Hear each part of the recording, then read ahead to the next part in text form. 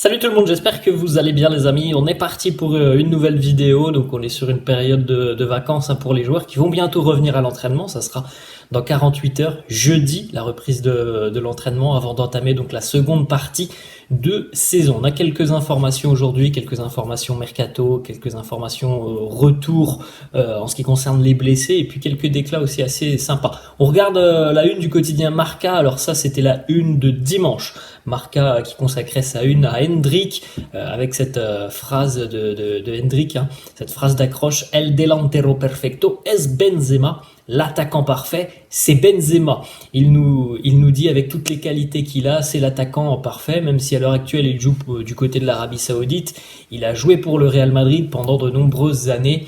Il sait et il comprend le jeu parfaitement. C'est un joueur spectaculaire dans bien des manières, le meilleur attaquant au monde pendant longtemps. À l'heure actuelle, j'aime beaucoup les qualités de Harry Kane ou Erling Haaland. Autre déclat de Hendrik, la question d'un journaliste: est-ce que tu es prêt pour le Real? Hendrik qui nous dit ça va être évidemment beaucoup de responsabilités pour moi, c'est un énorme challenge. En tout cas, je suis très très excité de jouer avec ce maillot et je vais essayer de transmettre de la joie aux supporters. C'est un rêve depuis que je suis enfant. Je voulais jouer pour le Real.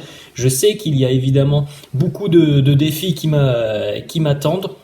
À l'heure actuelle, je pense encore un petit peu à Palmeiras, à bien terminer du côté de Palmeiras, et j'espère qu'évidemment à l'avenir, je deviendrai grand du côté de Madrid et du Real. On continue les amis, les deux unes des quotidiens madrilènes d'aujourd'hui, ce mardi 26 décembre, la une du quotidien AS consacrée notamment aux Jeux Olympiques. Là, l'information qui concerne le Real, c'est celle-là: Renovaciones pendientes, los contratos de Modric, Kroos, Lucas y Nacho acaban el 30 de junio.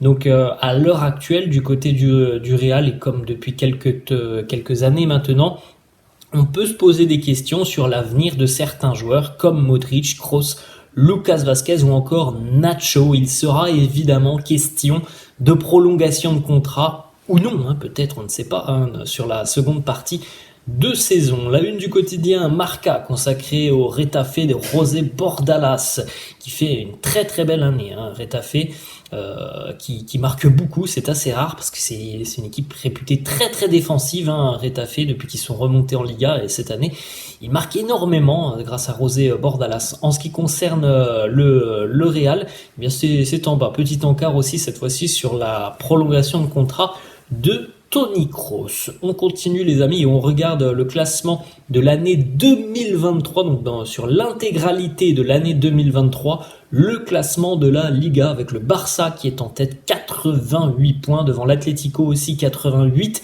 Le Barça est à la différence de but particulière devant l'Atlético. Le Real est 3 points derrière, 85 points pour les merengues. Donc voilà, c'est quasiment pareil pour ces trois équipes qui ont performé tout au long de l'année.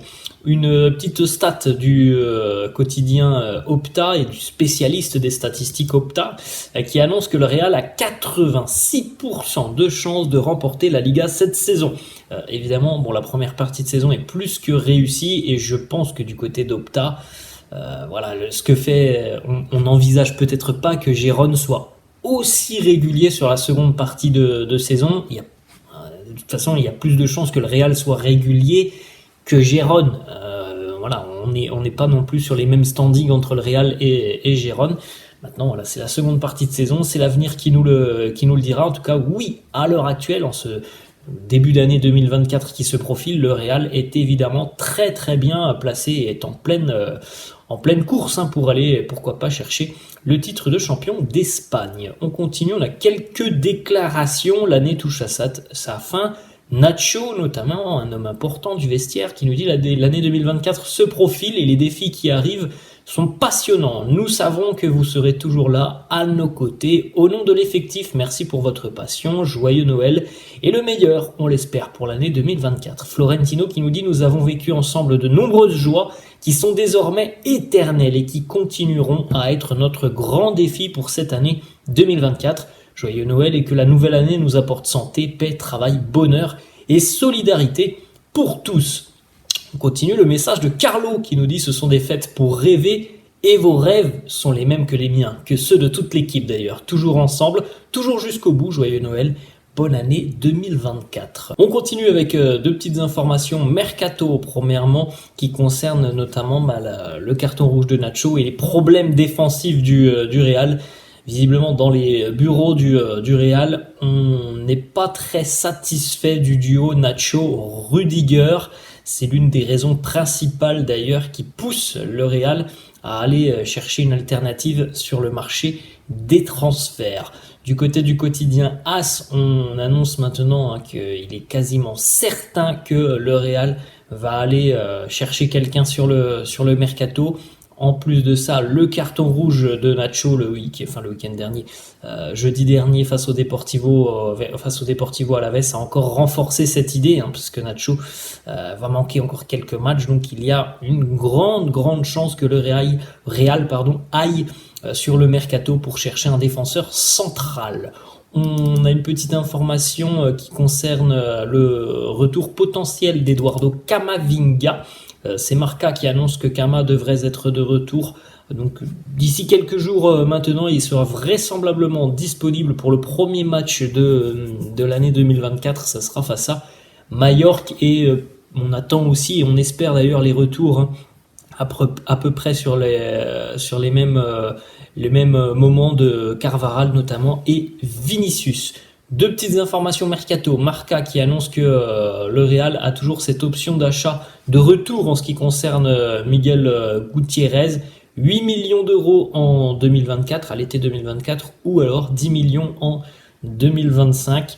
Il explose tout simplement du côté de Gérone, donc c'est parfait pour lui, et on verra ce que le Real envisage sur ce dossier Miguel Gutiérrez. On a une petite déclaration de Julián Álvarez qui fait partie aussi des noms qui sont un petit peu suivis par le Real. Alors on sait que du côté du Real, on a toujours cette lubie, ce rêve Mbappé ou Haaland, et puis quand on cite d'autres noms, il y a ce nom de Julián Álvarez qui revient souvent, et Álvarez a répondu à la question d'un journaliste: le Real ou le Barça dans ton futur? Il nous dit: la vérité c'est que je suis très heureux à Manchester City, ça ne fait pas très longtemps que je suis au club, je me sens très bien ici, on a déjà tout gagné avec City.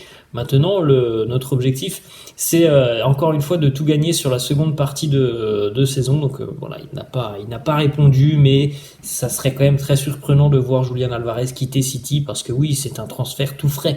Et ça fait pas longtemps qu'il est du côté des Sky Blues de City. Petite information en ce qui concerne la journée porte ouverte au centre d'entraînement de Valdebebas, elle aura lieu samedi à 11h, où il y aura des supporters qui pourront évidemment venir assister à l'entraînement du Real. Je crois qu'il y a à peu près 1500 places.